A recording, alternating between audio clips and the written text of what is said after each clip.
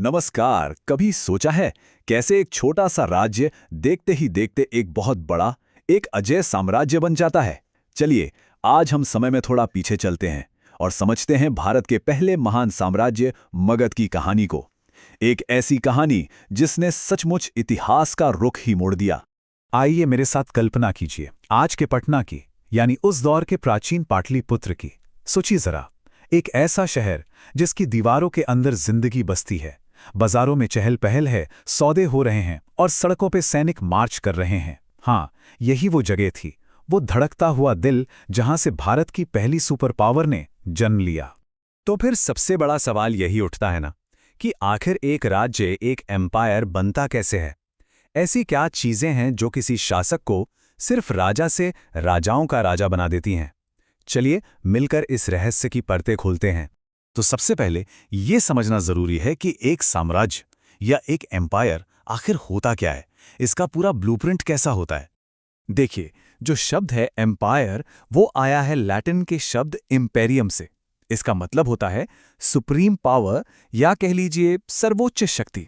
बिल्कुल आसान शब्दों में कहें तो ये कई राज्यों या इलाकों का एक ऐसा कलेक्शन है जो किसी एक बहुत शक्तिशाली शासक के अंडर होता है। और हाँ, एक एम्पायर सिर्फ लड़ाइयां जीतने से नहीं बन जाता। नहीं, उसे चलाने के लिए एक बहुत मजबूत सिस्टम चाहिए होता है। सोचकर देखिए, एक सेंट्रल अथॉरिटी यानी एक मुख्य शासक, फिर इसकी मदद के लिए एक शानदार एडमिनिस्ट्रेशन, एक ताकतवर सेना, जितने भी रिसोर्स हैं उन पे पूरा कंट्रोल, अपने खुद के कानून और अपनी करेंसी, और हाँ, पूरे एम्पायर को जोड़ने के लिए सड़कें, बंदरगाह, ये सब मिलकर एक बहुत बड़ी कॉम्प्लेक्स मशीन की तरह काम करते हैं। ये भी बड़ा इंटरेस्टिंग है कि प्राचीन संस्कृत में एम्परर के लिए सम्राज यानी सबका स्वामी, या फिर राजाधिराज मतलब राजाओं का राजा जैसे शब्द इस्तेमाल होते थे। मतलब ये शब्द ही अपने आप में उनकी जबरदस्त पावर को दिखाते हैं। तो चलिए अब मिलते हैं हमारी कहानी के हीरो से, मगध। उस समय के 16 महाजनपदों की दौड़ में ये वो राज्य था जो सबको पीछे छोड़कर एक नया इतिहास लिखने वाला था। तो मगध की कामयाबी का राज आखिर था क्या? इसका सीक्रेट छिपा था उसकी जमीन में। उसके पास कुछ सुपर पावर्स थीं, जैसे गंगा के उपजाऊ मैदान, लकड़ी, और सबसे जरूरी युद्ध के लिए हाथियों से भरे घने जंगल, हथियार बनाने के लिए लोहे के बड़े बड़े भंडार, और ट्रेड के लिए नदियों का एक शानदार नेटवर्क। ये सिर्फ रिसोर्स नहीं थे, ये जीत का पक्का फॉर्मूला था। अब देखिए, उपजाऊ जमीन का सीधा सा मतलब था जरूरत से कहीं ज्यादा अनाज। और जब पेट भरा हो, खाने की कोई कमी ना हो, तो समाज सिर्फ खेती बाड़ी नहीं करता। तब लोग आर्ट, क्राफ्ट और सबसे इंपॉर्टेंट एक बड़ी प्रोफेशनल सेना बनाने पर फोकस कर सकते हैं। और यही थी उनकी तरक्की की असली बुनियाद। और फिर था लोहा, उस दौर का सबसे बड़ा गेम चेंजर। सोचिए, लोहे से बने मजबूत हथियार, इसने मगध की सेना को अपने दुश्मनों पर एक ऐसी बढ़त दी जिसका सामना करना लगभग नामुमकिन सा था। तो ठीक है, मिलिट्री पावर तो थी, लेकिन किसी भी एम्पायर को चलाने के लिए पैसा तो चाहिए ही। तो सवाल ये है कि मगध का ये इकोनॉमिक इंजन ये चलता कैसे था। मगध के लिए जो गंगा और सोन नदियां थी ना, वो सिर्फ पानी का सोर्स नहीं थी, बल्कि वो सोने की नदियां थीं। असल में ये ट्रेड के लिए नेचुरल हाईवे की तरह काम करती थीं। और रूल सिंपल था, जिसने इन नदियों को कंट्रोल किया उसने ट्रेड को कंट्रोल किया। और ट्रेड का मतलब पैसा ही पैसा, बेहिसाब दौलत। और ऐसा नहीं कि सब कुछ राजा ही कर रहा था। उस दौर के जो व्यापारी थे वो भी बहुत ऑर्गेनाइज्ड थे। वो श्रेणी नाम से अपने पावरफुल ग्रुप्स या गिल्ड्स बनाते थे। ये श्रेणियां ही ट्रेड को आगे बढ़ाती थीं, नियम बनाती थीं, और कह सकते हैं कि पूरी इकोनॉमी को स्मूथली चलाती थीं। इसके बाद एंट्री होती है नंद वंश की, और इन्होंने तो आके पूरा गेम ही बदल दिया।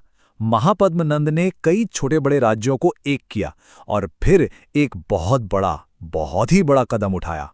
उन्होंने अपने सिक्के जारी किए।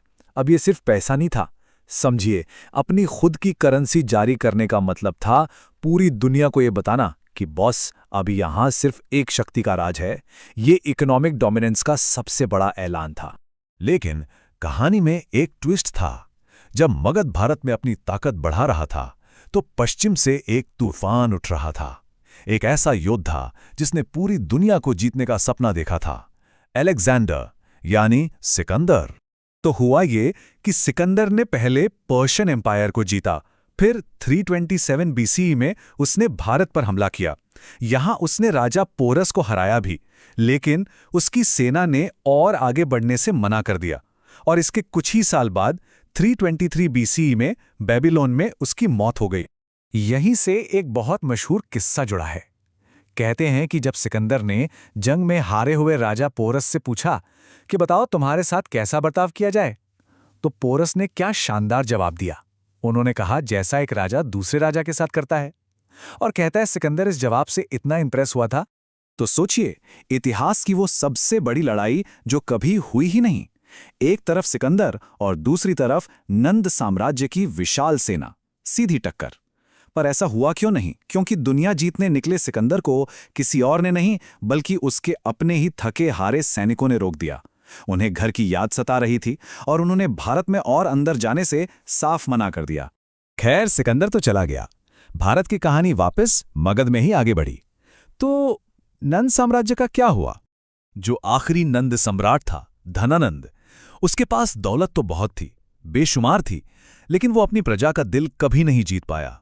उसका अत्याचार, उसका लालच इतना बढ़ गया था कि लोगों के अंदर गुस्सा भर गया था, और बस यही गुस्सा वो चिंगारी बना जिसने भारत के अगले और शायद सबसे महान राजवंश मौर्य वंश के उदय को हवा दी।